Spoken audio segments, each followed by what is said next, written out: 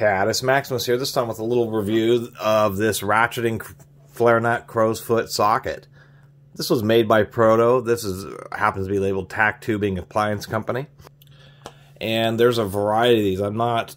Didn't find a ton of information about the TAC Tubing Appliance Company, but there's a huge variety of these made, not just various fractional sizes, some of them huge. Apparently they made these upwards of 3 inches. Is that there's a whole bunch of proprietary designs, which different, special tabs and stuff for removing particular types of lock rings. So these things are kind of interesting. They just have a little ratchet mechanism inside there.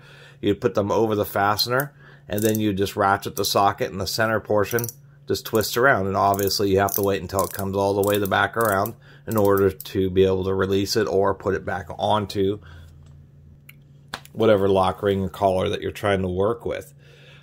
These are actually surprisingly common. There was just a whole mess of them on eBay, but people wanted a lot of money, and I kind of understand that. Huge variety. This happens to be a 3/8 by 13/16 unit, but they also had them in 1/2 inch, both 6-point and 12-point, and then once again just a whole bunch of ones with a weird proprietary tabs in there. The one thing that I did find on a few forums is the fact that these are not, they have 2 disadvantages. One, the walls are just absolutely massive, super thick, just so they can handle the mechanism of the ratcheting and have something resembling being, reasonably strong.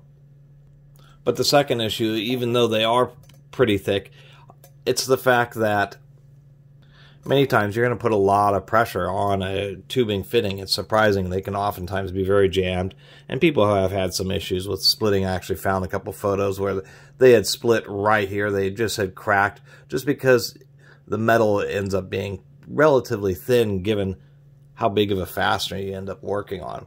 But I would think that would be more the exception rather than the rule. But it's something to kind of consider, is that generally speaking, it's the same reason breaker bars exist.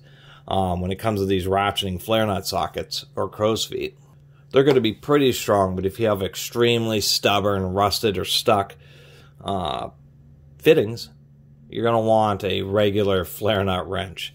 And then, once again, just super thick so they won't fit into many tight spaces. Although they are relatively thin, so they at least try to make up for it that way.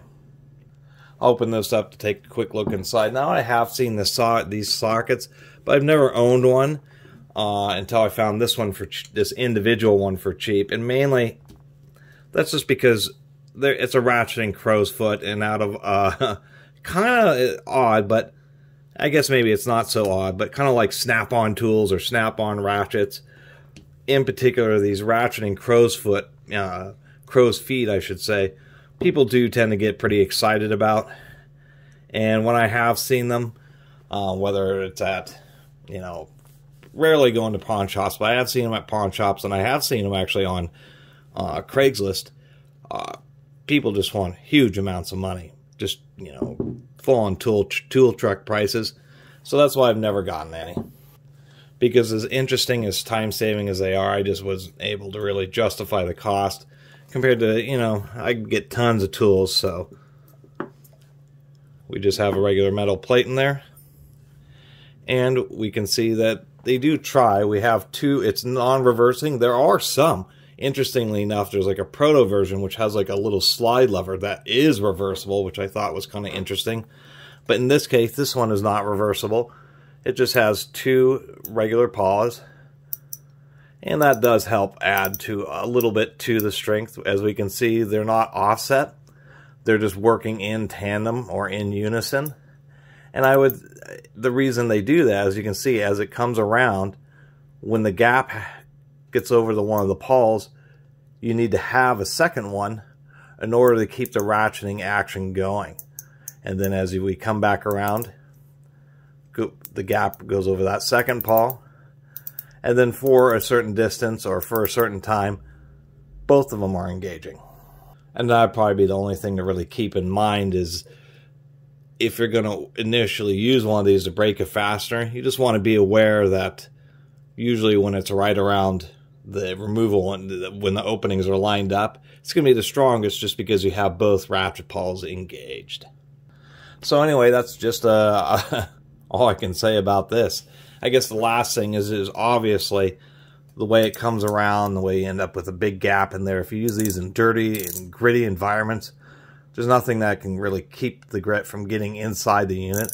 So if you do have these and use them in dirty environments, you are going to want to periodically take them apart and give them a good cleaning. Because all that's going to happen is that grit's going to get in there and just really start wearing out this socket portion. So anyway, these things are probably worth the money if you actually work on a lot of flared fittings, hydraulic fittings, that type of stuff, where these are going to really save you time and make you money.